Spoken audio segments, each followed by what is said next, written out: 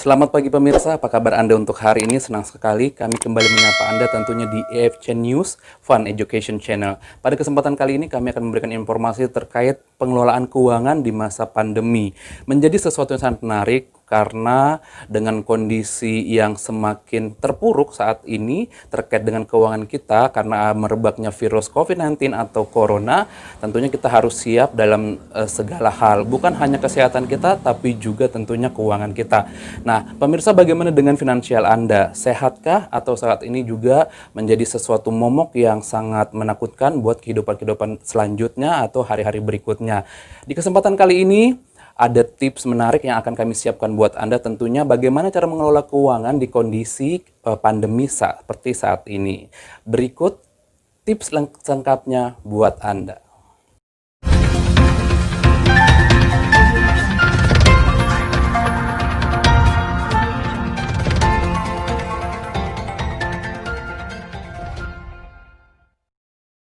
Baik Sobat Belajar semua, hampir kurang lebih 5 bulan pandemi global COVID-19 menerpa Indonesia.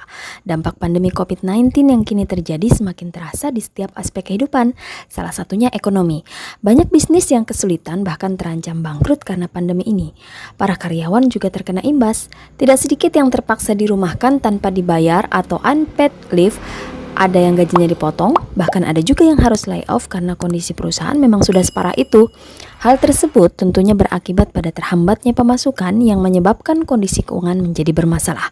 Situasi sekarang ini memang penuh ketidakpastian, sehingga Anda perlu memprioritaskan pengaturan keuangan.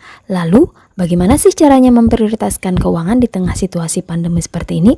Yuk kita simak tipsnya. Hemat, stop belanja yang tidak perlu. Karena kondisi keuangan yang saat ini sedang tidak stabil, Anda harus bisa berhemat dengan membedakan antara kebutuhan atau sekedar keinginan. Pastikan Anda sudah tahu nominal dan alokasi dana yang harus dikeluarkan dalam jangka waktu sebulan ini. Setelah itu, Anda bisa menimbang kembali adakah pos pengeluaran yang bisa dikurangi atau dihindari. Kalau pengeluarannya memang wajib, tidak harus diberhentikan total kok, dikurangi saja sudah cukup.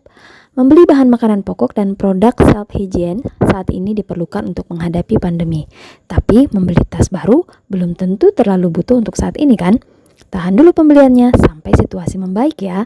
Ingat, dalam kondisi krisis seperti sekarang, Anda harus mengatur keuangan dengan bijak. Simpan baik-baik uang yang dimiliki agar Anda punya pegangan kalau skenario terburuk terjadi, termasuk hindari utang konsumtif yang akan menjadikan kondisi keuanganmu semakin sulit. Atur kembali anggaran keuangan.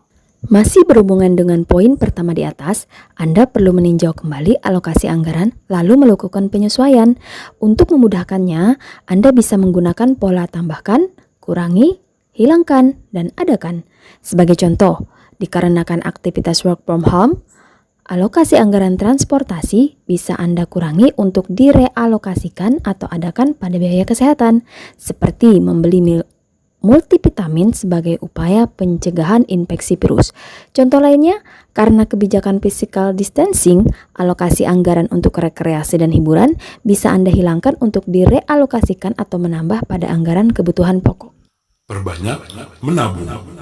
Kalau prinsip menabung Anda biasanya tabungin uang yang tersisa setiap bulannya, maka dalam kondisi ini Anda harus mengubah mindsetnya menjadi tabung dulu uangnya, baru sisanya dipakai untuk biaya hidup. Di kondisi sekarang, bukan berarti Anda harus stop melakukan investasi.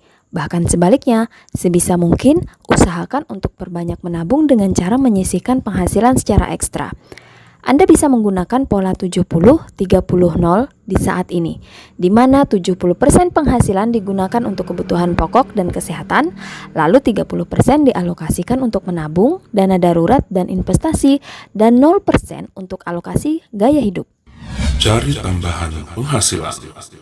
Pekerjaan seseorang belum tentu tetap aman dalam kondisi sekarang, terlebih bagi para freelancer atau wirausahawan. Ya, bisnis yang berhubungan dengan penyelenggaraan acara atau event organizer hingga tourism seperti biro perjalanan dan hotel memang yang paling terdampak akibat pandemi ini.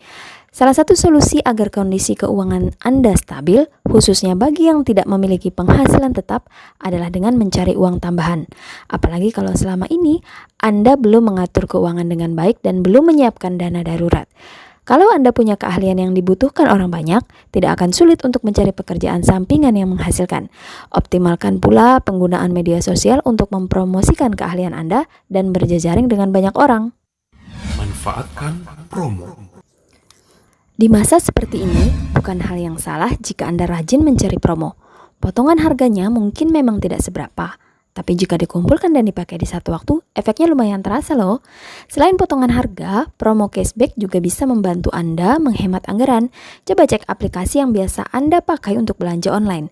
Kalau ternyata ada promo menarik, itu bisa Anda manfaatkan untuk menghemat pengeluaran. Tapi ingat ya, meskipun banyak promo, bukan berarti Anda bisa belanja seenaknya. Ingat poin pertama, stop belanja yang tidak perlu. Pentingnya memiliki dana darurat. Kondisi saat ini mengajarkan kita satu hal, yakni pentingnya memiliki dana darurat. Seperti diketahui, tidak sedikit karyawan yang mengalami unpaid leave hingga layoff yang berdampak pada hilangnya pemasukan. Oleh sebab itu, dalam perencanaan keuangan, penting untuk memiliki dana darurat yang bisa digunakan di saat kondisi terdesak, khususnya di kondisi yang penuh ketidakpastian seperti sekarang ini. Nilai dana darurat yang dimiliki idealnya minimal 3 kali pengeluaran bulanan bagi yang masih lajang, 6 kali pengeluaran bulanan bagi yang sudah menikah, dan 12 kali pengeluaran bulanan bagi yang sudah memiliki tanggungan atau anak. Jika Anda saat ini masih lajang dan memiliki pengeluaran bulanan sebesar 5 juta misalnya, artinya dana darurat yang perlu Anda miliki nilainya minimal 15 juta. Bagaimana jika belum memiliki dana darurat? Mau tidak mau, Anda harus mempersiapkannya dengan cara menyisihkan penghasilan atau memindahkan alokasi anggaran yang dinilai tidak perlu untuk mengisi saldo dana darurat. Tabungan ini sebaiknya disimpan di rekening tabungan terpisah dan sebagai alternatif, Anda bisa menabung dana darurat melalui fitur Smart Saving. Sobat belajar, yuk kita tetap berusaha sama-sama melakukan yang terbaik dan sama-sama berharap krisis ini segera usai. Alihkan pula kegiatan Anda menjadi di rumah aja untuk memutus penyebaran virus ini. Semoga Demikian pemirsa, informasinya telah kami sampaikan kepada Anda. Semoga informasi tadi bermanfaat buat kita semua dan sampai ketemu di video selanjutnya. Sampai jumpa. Assalamualaikum warahmatullahi wabarakatuh.